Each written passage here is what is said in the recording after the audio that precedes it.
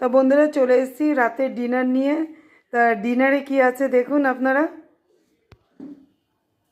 ডিনারে আছে আজকে ফেনা ভাত, এখানে আতপ চালের ফেনা ভাতই করেছি। আর এখানে রয়েছে ঘি ঘি নিয়ে নিয়েছি, এখানে আলু সিদ্ধ দিয়েছি, কাঁচা লঙ্কা দিয়ে মাখবো। এই কাঁচা লঙ্কাটা একটু বের করে নিও গো। আর আমাদের এখানে বাড়িতে, আমাদের এখানে না, আমাদের বাড়িতে স্পেশালিটি আছে, ওই আলু সিদ্ধটা কিন্তু দাদাই মাখবে।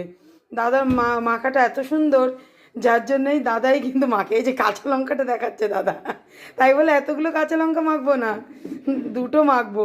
দেখাচ্ছি আপনাদের মাখাটা কি সুন্দর মাখে। আর দেখেন ফেনা ভাত তো মনে হচ্ছে একদম দইয়ের মতন হয়ে গেছে, জমে গেছে। তার সঙ্গে তো ঘি তো লাগবেই, মাস্ট।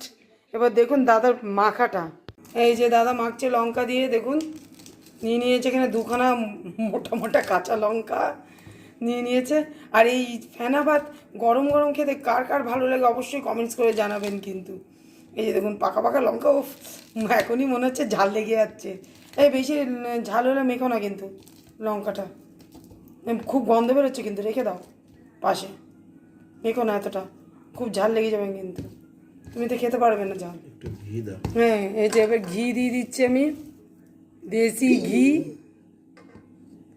দেশি ঘি একটু বেশি পড়ে গেছে না মা, আমি বুঝতে পারিনি, একটু বেশিই পড়ে গেছে মানে ঘিটা। তা মাখার পরে আপনাদের দেখাচ্ছি।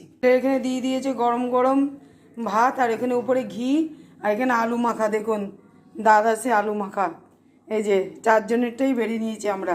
এই যে আলু মাখা দিয়ে গরম গরম ভাত খেয়ে নিচ্ছি। অবশ্যই কমেন্টস করে জানাবেন যে কেমন লাগলো আপনাদের এই ফেনা ভাতটা। আর আমার পেজ থেকে দেখলে পেজটা লাইক করে দেবেন আর শেয়ার করে দেবেন। টাটা।